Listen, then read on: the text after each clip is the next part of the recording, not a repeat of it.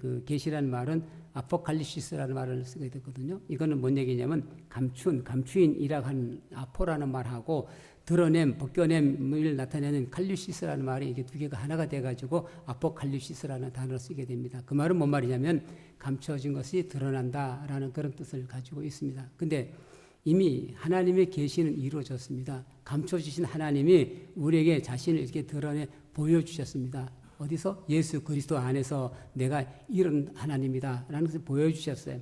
그렇다면 지금 요한이 말하고 있는 예수 그리스도께서 계시한 일들, 이거는 그야말로 예수 그리스도께서 우리에게 감춰진 것을 보여주신 일들, 그 얘기를 지금 해주고 있는 겁니다. 그리고 이것은 대부분이 현재적은 아닙니다. 미래적인 얘기입니다. 그래서 우리는 먼 미래에 이런 날이 일어날 거라고 계시록을 읽으면서 막연하게 생각합니다. 다만 그것은 믿느냐 안 믿는 문제이기도 합니다. 믿는 사람들은 이런 일이 일어날 거라고 믿을 것이고 안 믿는 사람은 말도 안 되는 소리 하지 말라고 얘기할 것입니다. 그렇습니다. 어떻든 간에 이야기가 일어나는 사건은 먼 훗날입니다. 구원받은 사람과 구원받지 못한 영원히 불타는 불바다에 던져지는 사람들이 나눠집니다. 그리고 세상은 다 사라져버리고 말한 겁니다. 이건 세상은 이제 더 없어지고 마는 거죠. 그러니까 아주 먼 훗날의 얘기입니다. 그러나 요한계시록은 먼 훗날에 대해서만 말씀하시는 것은 아닙니다. 요한계시록 이야기는 오늘 여기서 살아가고 있는 그리스도인들에게 매우 희망을 주시는 말씀입니다. 특히 당시 그리스도인들이 그랬습니다. 요한이 반복섬에서 이 말씀을 받아들이고 기록할 그 당시에 예수 믿는 사람들은 엄청난 큰 박해를 받고 있었습니다. 예수 믿는다는 이유 때문에 박해를 받았습니다. 가진 고문을 다 겪었습니다. 심지어 여러분 큰 가마니 위에다가 기름을 넣고 끓이는데 생사람을 거기다 집어 던지기도 하고 그랬습니다. 죽는 건 여러분 간단한 얘기죠. 고문당하는 일이 더 힘들지 않겠어요? 그러니까 바로 이들에게 믿음과 격려를 해주는 말씀이 뭐냐면 요한계시록입니다. 그러고 보면 요한계시록은 또 과거의 말씀이기도 합니다. 옛날의 얘기잖아요. 이 글을 기록될 당시 그들에게 있어서 현재의 일, 그리고 그 현재에서 믿음을 지킬 수 있도록 용기를 주는 일, 그게 말하자면 요한계시이기 때문에 그렇습니다. 그러나 마찬가지로 오늘 이 계시록을 읽는 우리에게도 오늘 우리들의 이야기입니다. 그렇게 하나님 말씀은 과거에나 현재나 미래나 여전히 현재의 말씀이다라는 것을 우리는 분명히 알고 있는 겁니다. 성경을 우리는 많이 읽습니다. 근데 성경을 읽는다는 것은 여러분 그냥 읽는 정도에 그치는 게 아니고요. 성경을 우리가 읽어서 많은 지식을 얻는다는 그 정도에 그치는 것도 아닙니다. 하늘에서 온 편지 로마서라고 쓴 감리교 목사님인데 김동관 목사님 쓴 책 표지에 여러분 이렇게 딱 안에 있는 얘기를 이만큼 옮겨놓은 글이 있습니다.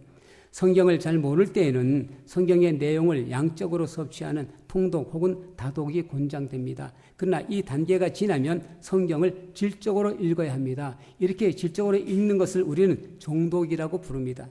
정독 혹은 통독 혹은 다독이 숲 전체를 보는 것이라면 정독은 이 숲에 들어가 그 안에서 이루어지고 있는 각양각색의 이야기들을 정밀하게 탐색하는 것을 말합니다. 이 책은 그러니까 이분이 쓴 책, 로마서 그 책은 독자들이 성경을 정독하는 데 도움이 되도록 기획되었습니다.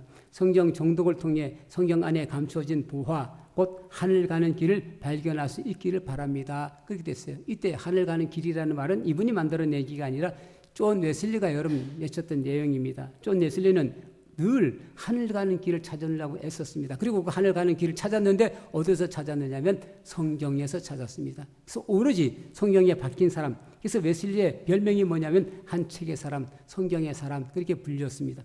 우리가 수요일 저녁마다 성경이 읽는 것은 바로 여기에 의도해서 이런 방법으로 성경을 읽고 있는 겁니다. 그렇게 여러분 성경을 많이 읽는 것은 굉장히 중요합니다. 그러나 제대로 읽어야 되고요. 이제는 정독으로 읽어야 돼요. 그래서 하늘 가는 길을 찾고 이제는 하늘 길로 가는 길을 걸어가야 되는 겁니다. 그래서 성경 읽기가 아니고 이제는 성경으로 살기라는 단어를 이거 우리 써야 되는 겁니다. 모세는 이제 약속의 땅인 가나안 들어간 백성들에게 이렇게 당부합니다. 신명기 4장 5절 보면 보십시오. 내가 주 나의 하나님이 나에게 명하신 대로 당신들에게 규례와 법도를 가르쳐 주었습니다.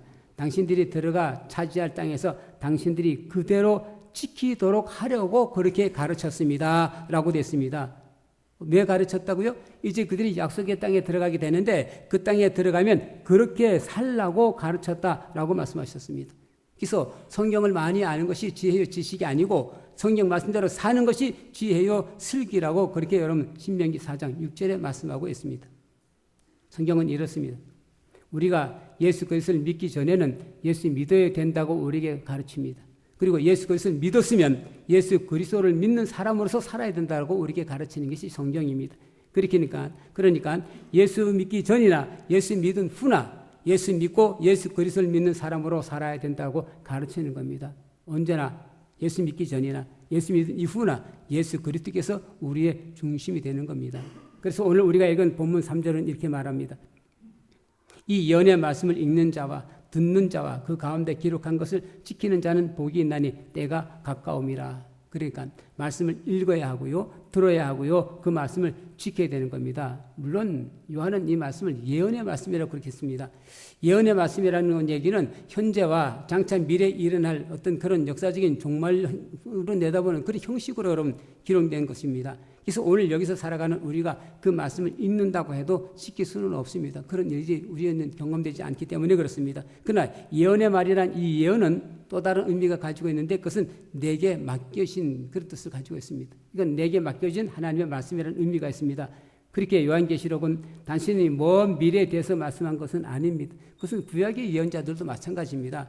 그들은 먼 미래에 대해서 이야기하는 것 같습니다. 그러나 그렇지는 않아요. 과거 역사 속에서 하나님께서 약속하신 그 약속을 기초로 해가지고 현재 그들이 약속을 지키느냐 안 지키느냐에 따라서 되어질 과거에 대한 얘기를 해주고 있습니다. 다시 말하면 과거의 약속을 하나님께 주신 약속을 현재 잘 지키면 너희들에게 미래에 복이 있을 것이다. 그런데 과거의 약속을 잘 지키지 않으면 그 약속을 무시하고 거역하지면 그럼 결국은 너희들에게는 온통 저주가 있을 것이다. 이게 예언자들의 말입니다.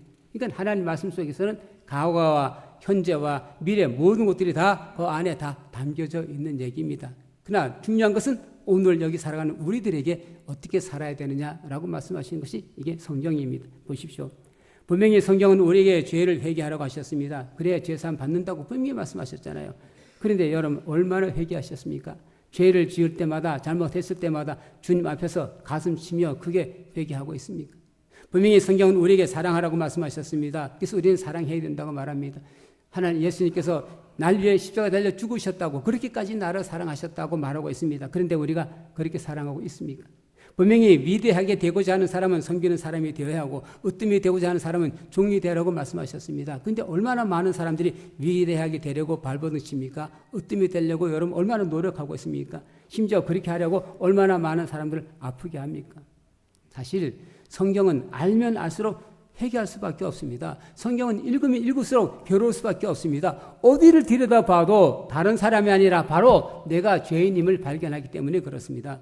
주님의 말씀을 들을 때마다 성경 읽을 때마다 도무지 나 스스로조차 용서되지 않는 그런 부분들을 얼마나 많이 보는지 모릅니다. 그러니까 예수 그리스도의 이름을 불러야지요. 용서해달라고 부르짖어야지요. 그리고 그 은혜대로 살아가야 되지요. 오늘 우리가 읽은 본문도 그렇습니다. 지금 요한은 앞으로 일어날 일에 대해서 말씀합니다. 봉인된 7개의 두루마리가 있는데 어린 양이 하나하나 뗄 때마다 무슨 일이 일어나는지를 보여줍니다. 천사들이 7명의 천사들이 나와서 나팔을 불 때마다 어떤 일이 일어나는지를 보여주고 있습니다. 그래서 우리는 그것을 들여다보면서 그때 되면 이런 일은 일어나는구나, 저런 일이 일어나는구나 라고 이야기합니다. 심지어 어떤 사람들은 그 때를 우리가 살아가는 달력을 펴놓고 정확한 시간을 계산하려고 합니다. 아닙니다, 여러분. 되어지는 어떤 그런 주변에 있는 환경적인 그런 얘기가 아니고 지금 요한은 예수 그리스도에 관해서 이야기하고 있는 겁니다. 예수 그리스도가 누구냐? 이걸 지금 이야기하고 있는 겁니다. 이분이야말로 이 예수야말로 영원한 구원자이심을 말하려고 하는 겁니다. 그래서 요한계시록 이 책 이름은 예수 그리스도께서 하신 일들을 기록이라는 그런 책 이름을 붙였습니다. 그리스도께서 자기의 천사를 보내셔서 자기의 종 요한에게 알려주신 그러니까 그리스도께서 말씀하신 것이라고 시작하고 있는 겁니다. 그래서 요한계시록 썼다고 하는 요한은 하나님의 말씀과 예수 그리스도의 증인 곧 자기가 본 것을 다 증언한다고 그렇게 서론에 기록해 놓았습니다. 더구나 그 당시 그리스도인들은 예수 그리스도를 믿는다는 이유로 여러분 고난을 겪고 있었습니다. 이 글을 쓰고 있는 요한도 반모섬이라는 곳에 쫓겨나서 여러분 이 글을 쓰고 있습니다. 그렇다면 예수 그리스도는 그 당시 그리스도인들이 어떤 의미일까요? 그들은 분명히 믿었습니다. 예수님이 하나님의 아들이시고 구주임을 믿었습니다. 예수님께서 수많은 병자들 고치셨으며 귀신 들린 사람에게서 귀신을 내쫓으셨으며 죽은 사람을 살려내심도 그들이 믿었습니다. 그런데 정작 자기 자신들은 지금 고난을 겪고 있는 겁니다. 특히 요한계시록이 기록될 당시에 로마의 황제는 도미티안이라는 황제입니다. 이 사람은 전 제국적으로 기독교를 바뀌었던 사람이에요. 60년대 네로 황제 버금가는 그런 여러분 아주 박해자입니다.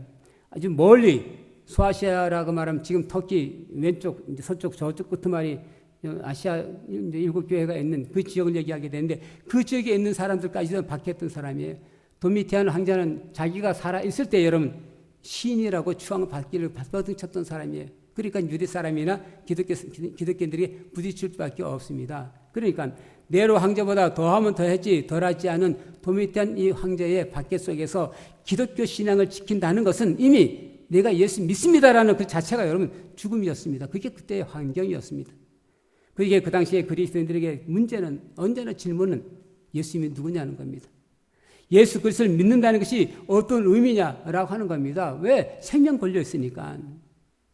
이거 접어놓으면 삽니다. 근데 이걸 붙들면 죽으니까. 사실 간단합니다. 예수 안 믿는다고 말하면 그들은 삽니다. 얼마든지 편안하게 살아갈 수 있습니다. 아니 예수 안 믿는다고 말할 것도 없습니다. 조용히 살아가면 됩니다. 예수 믿는 흔적만 드러내지 않으면 됩니다. 우상 앞에 절하라고 하면 절하고 시키면 시킨 대로 하면 됩니다. 그리고 아무도 보지 않을 때 기도합니다. 아무도 보지 않을 때 죽이는 도 애웁니다. 나름대로 신앙생활을 하면 됩니다. 그러면 아무 문제가 없습니다. 근데 그들은 그렇게 하지 않았어요.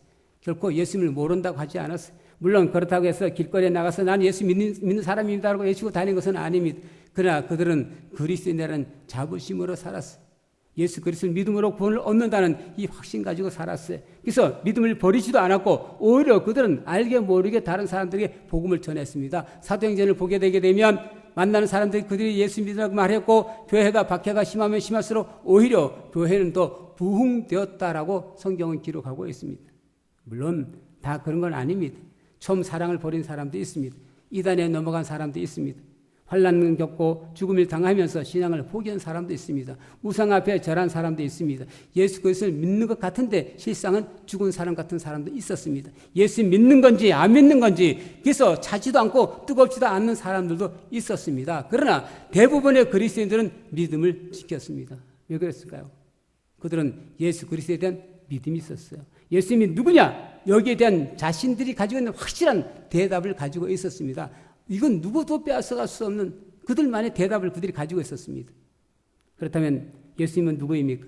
4절 5절 봅니다. 지금도 계시고 전에도 계셨고 또 앞으로도 오실 분과 그의 신실한 보좌 앞에 있는 7 영과 또 신실한 증인이시오 죽은 사람들의 첫 열매이시오 땅 위의 왕들의 지배자이신 예수 그리스도께서 내려주신 은혜와 평화가 여러분에게 있기를 빕니다. 우선 예수님을 어떻게 소개하고 있냐면 지금도 계시고 전에도 계시고 앞으로도 오실 분이라고 했습니다. 그랬어요. 예수님 지금도 계셔요. 전에도 계셨어요. 이때 전이라는 말은 우리 생각처럼 엊그저께 아니면 한 달 전, 1년, 10년 전 그런 얘기가 아니고요. 예수님은 세상이 만들어지기 전부터 계셨다는 얘기입니다. 요한복음 1장 1절 2절에 보면 이렇습니다. 태초에 말씀이 계셨다. 그 말씀은 하나님과 함께 계셨다. 그 말씀은 하나님이셨다. 그는 태초에 하나님과 함께 계셨다. 뭔 얘기인지 알아들을 수가 없습니다. 하나님 계시는데 말씀이 있는데 말씀이 하나님이고 하나님이 말씀이고 그런 얘기. 이럴 때 창세기 1장을 더 보면 이렇습니다. 창세기 1장 3절에 하나님께서 말씀하시기를 빛이 생겨라 하시니 빛이 생겼다. 6절에 하나님께서 말씀하시기를 물 한가운데 상공이 생겨 물과 물 사이가 갈라져라 하셨다. 이때 여기서 말하는 하나님께서 말씀하셨다는 이 말씀이 그게 태초에 하나님과 함께 계신 말씀이었습니다. 이게 여러분 전에도 계신 바로 그분입니다. 그 말씀이 육신이 되어서 세상에 오셨습니다. 요한복음 1장 14절. 그 말씀은 육신이 되어 우리 가운데 사셨다. 우리는 그의 영광을 보았다. 그것은 아버지께서 주신 외아들의 영광이었다. 그는 은혜와 진리가 충만하였다라고 기록하고 있습니다. 바로 이분을 세례 요한은 그리스도라고 증언합니다. 요한에게 세례를 주게 하신 분이 요한에게 이렇게 말씀하셨답니다. 성령이 어떤 사람 위에 내려와서 머무는 것을 보거든 그가 바로 성령으로 세례 주시는 분임을 알아라. 그런데 여러분 요한이 그것을 본 겁니다. 바로 이분, 곧 예수 그리스도 그분이 하나님의 아들이라고 증언했습니다. 그러셨습니다. 예수님은 세상이 만들어지기 전부터 계셨습니다. 그리고 예수님은 우리가 살아오는 날 동안에도 계셨습니다. 우리가 세상에 태어나는 그날부터 우리가 지금까지 살아온 순간순간마다 우리와 함께 계셨습니다. 우리는 내가 혼자 산 것까지 생각합니다. 이제 연세 많으신 부모님들이 자녀들이 이렇게 볼 때 보면 늘 그런 마음입니다. 저 녀석이 지 혼자 살아온 줄 알아. 부모들이 자녀들 볼 때 다 그래. 자녀들이 점점 커가면서 머리가 더 커지게 되면 이제는 지 혼자서 세상에 이렇게 큰 몸으로 태어나가지고 지 살아온 줄 알아요. 그렇지는 않습니다. 기쁜 날 즐거운 날은 말할 것도 없고 아프고 힘들고 고통의 진노를 견딜 수 없는 그런 때도 주님께서는 우리와 함께 계셨습니다. 이스라엘 백성들이 그랬어요. 사실은 그들이 광야를 걸어간다는 얘기는 힘듭니다. 성경 읽을 때마다 아니 이 사람들이 어떻게 이렇게 하나님을 이렇게 불평할 수 있을까? 라고 생각하지만 사실은 불평할 수밖에 없는 조건이 여러분 그게 광야입니다. 그러나 그 길은 하나님께서 함께 하셨고 하나님께서 인도하신 길이었습니다.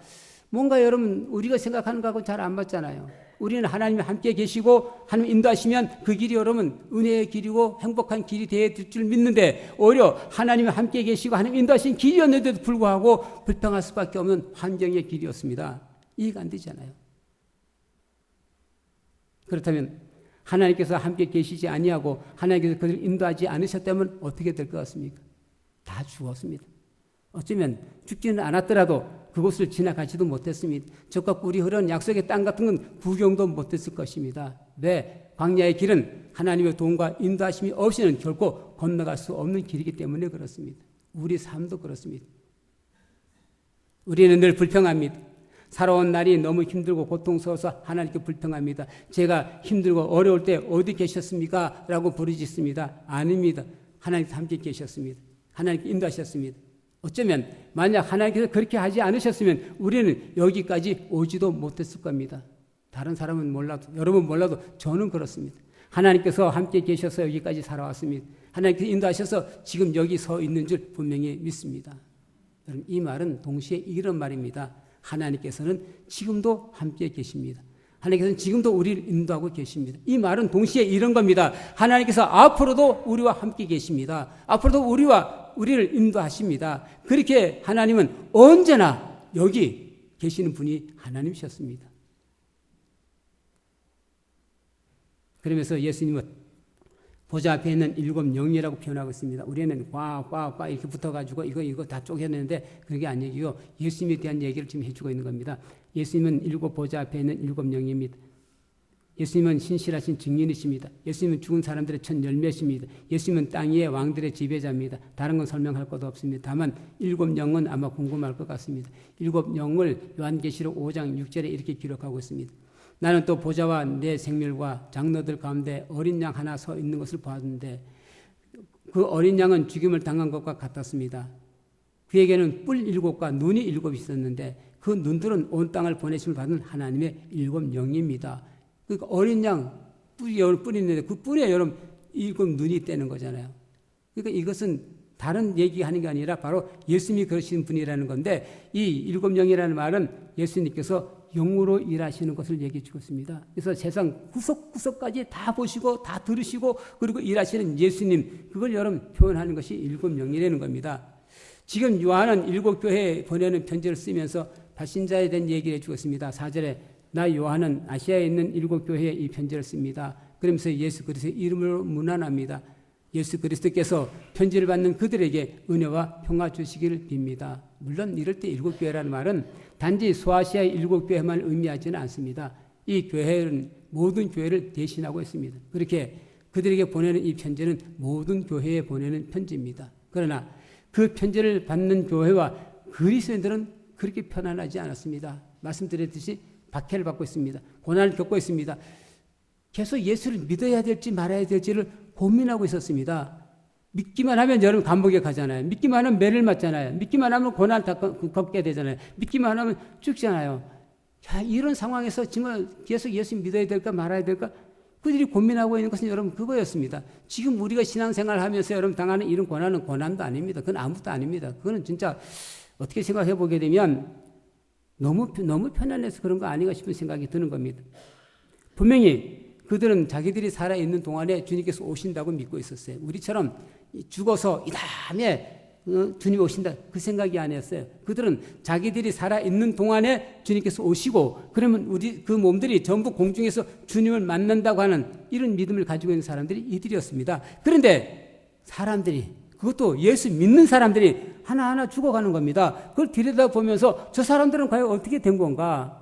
분명히 우리가 살아있는 동안 주님 오시면 공중에서 주님을 만나는 게 이게 맞는 건데 하나하나 죽어가고 있으니까 땅에 썩혀서 저러면 다 먼저는 사라져 버리고 마니까 이걸 어떻게 이야기했습니까? 그러니까 이게 확신이 서지를 않는 거죠. 그러니 그들의 마음이 얼마나 여러분 힘들겠습니까? 정말 예수 믿어야 되느냐 말아야 되느냐 이거는 그들에겐 아주 심각한 그런 질문입니다. 그런데 그들에게 뭘 제일 먼저 그들에게 소중하겠습니까? 그들에게 뭘 얘기해 줘야 되겠습니까? 어떻게 하면 그들이 희망을 가질 수 있습니까? 딴 게 아니었어요. 예수 그리스도입니다. 예수 그리스도. 지금도 우리는 그렇습니다. 우리는 수많은 이야기를 듣고 싶습니다. 그것도 좋은 말, 복 있는 말을 듣고 싶어 합니다. 여러분, 그러나 그런 말은 1000번, 1000번 들어도 소용이 없습니다. 그런 것이 우리를 영원한 생명이 될 수 없습니다. 그런 것이 우리를 영원한 죽음에서 살릴 부활의 능력이 될 수 없습니다. 우리의 영원한 생명은 오직 예수 그리스도 뿐입니다. 우리를 죽음에서 이기시고 부활하신 분도 오직 예수 그리스도 그분입니다. 그래서 그들은 예수 그리스도 그분의 이름을 듣기를 원했습니다. 이런 겁니다. 아내가 가끔 저에게 이렇게 물어봅니다. 우리 애들이 앞으로 잘 될까? 묻습니다. 우리도 앞으로 잘 되겠지? 라고 묻습니다. 그럼 제가 대답합니다. 그럼 잘 되고 말고 걱정하지 마라. 하나님이 다 알아서 해 주실 거야. 이렇게 말합니다. 그럼 아내가 이렇게 대답합니다. 그 말을 듣고 싶어서 또 물어봤어. 답답하다 이거죠, 지금. 어떻게 할 수 없으니까. 그래서 하나님께서 함께 하신다는 이 말을 듣고 싶은 겁니다. 예, 고난 중에 있습니다. 박해를 겪고 있습니다. 눈앞에 죽음을 앞두고 있습니다. 그렇다면 여러분, 이들이 원하는 게 무엇이겠습니까? 살아나기를 원하겠습니까? 그것은 오히려 예수 그리스도를 포기하는 겁니다. 그렇다면 고난을 겪어야 됩니다. 박해를 겪어야 됩니다. 그리고 죽음을 당해야 됩니다. 이럴 때 그들이 만나고 싶은 그분이 누구겠습니까? 예수님입니다. 예수님입니다. 그래서 5절 하반절부터 6절에 이렇게 말씀합니다. 예수 그리스도께서는 우리를 사랑하시며 자기의 피로 우리의 죄에서 우리를 해방하여 주셨고 우리로 하여금 나라가 되게 하시어 자기 아버지 하나님을 섬기는 제사장으로 삼아 주셨습니다. 그에게 영광과 권세가 영원 무궁하도록 있기를 빕니다. 그러셨다잖아요. 예수 그리스도 그분이 우리를 사랑하셨다잖아요. 그래서 십자가에서 죽으심으로 흘리신 그 피로 우리를 죄에서 해방시켜 주셨다잖아요. 그리고 우리를 나라가 되게 하시고 하나님 아버지를 섬기는 대사장 삼아 주셨다잖아요. 이럴 때 나라가 되었다는 말은 여러분 우리 개인이 어떻게 나라가 되겠습니까? 이 말은 뭔 말이냐면 우리가 땅에 속한 사람인지 하늘에 속한 사람인지를 나타내는 단어입니다. 그리고 우리의 소속이 지금 어디에 있느냐는 겁니다.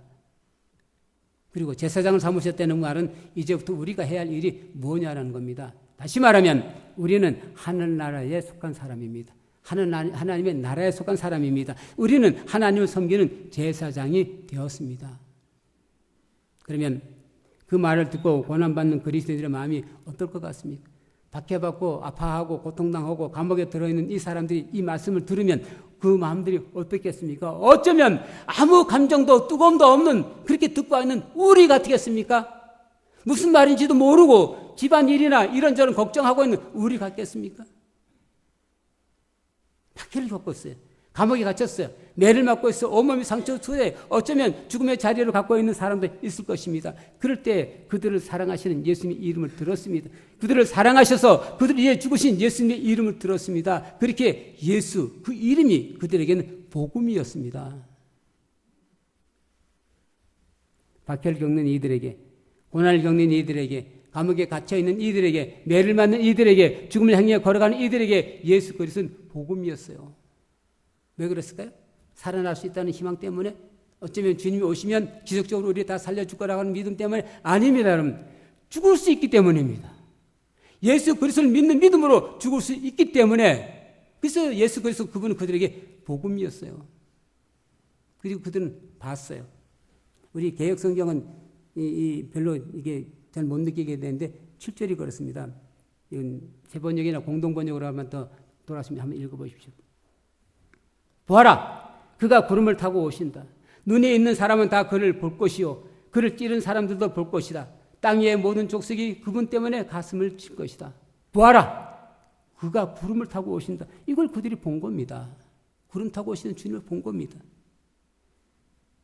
그러면 그분을 찌른 사람들, 그리고 그분을 조롱했던 사람들, 그분을 비웃던 사람들이 가슴을 칠 것입니다. 왜? 그분이 다시 오면 그들을 심판을 받고 영원히 불타는 불바다에 던져질 것이기 때문에 그렇습니다.